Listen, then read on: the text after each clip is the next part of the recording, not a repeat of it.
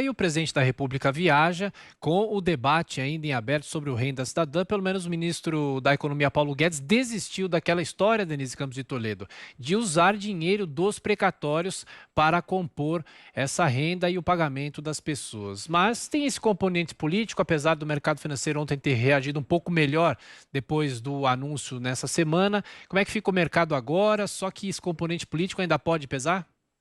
Pode pesar sim, Tiago. Foi um ânimo aí para o mercado no fechamento de mês, um mês que foi dos piores desde o começo da pandemia. Bolsa de Valores, mesmo com a reação de ontem, ainda fechou o mês com uma queda de quase 5%. E o dólar foi o real foi das piores moedas do mundo em termos de comportamento no mês de setembro. A questão, Paulo Guedes esfriou aquela preocupação toda com o uso de precatórios, tinha a ideia de pedalada, de uma manobra contábil para se conseguir garantir o renda cidadã. Ontem ele deixou muito claro, falou que era um puxadinho, foi contra as lideranças do governo lá no Congresso, que vinham anunciando essa fórmula aí para garantir o renda cidadã. Então ele conseguiu acalmar o mercado junto com números melhores do CAGED em relação ao mercado de trabalho.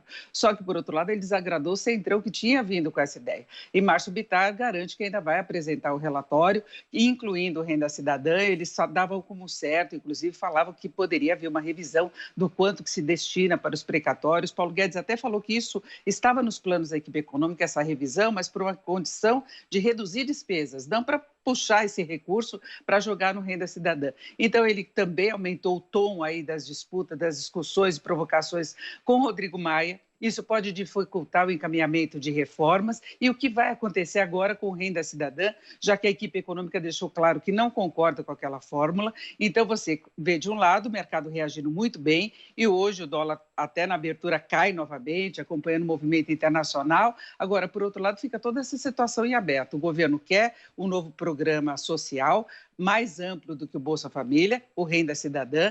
Não se sabe ao certo de onde viriam os recursos para isso. Se fala no adiamento das discussões em torno da reforma tributária, só que, ao mesmo tempo, o governo ainda tem aquela história em aberto da possível derrubada do veto, daquela prorrogação da desoneração para 17 setores até o final do ano que vem. Então, se tenta compor uma negociação para juntar tudo. É o Pacto Federativo com os gatilhos que poderiam ser aprovados pelo Congresso, criação do Renda Cidadã. Na verdade, o que a gente percebe é que não tem um programa elaborado. Isso dá muita incerteza e pode ainda produzir muita volatilidade do mercado financeiro. Ou a equipe econômica deixa claro que não sabe exatamente o que fazer. Em termos de reforma tributária, até agora só teve aquela proposta de unificação de PIS e COFINS, que é muito pouco. Se imaginou que o governo poderia apoiar a PEC 45, que já está na Câmara, mas não tem nada definido. Então, além de não ter uma definição do ponto de vista econômico, pode ter aí algum embate político com o Centrão, do qual o presidente Bolsonaro está cada vez mais próximo, não é?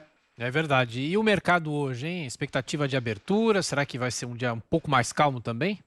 Olha, os indícios são nesse sentido, né? Paulo Guedes segurou o grande foco aí de preocupação, pelo menos no curto prazo. O dólar abre os negócios em queda de 0,71%, a cotação de venda do comercial em R$ 5,57, Thiago. Mas o movimento internacional está mais tranquilo e pode colaborar também para o movimento aqui no Brasil. Ok, Denise, estaremos te acompanhando, aguardando as suas informações sobre o mercado financeiro.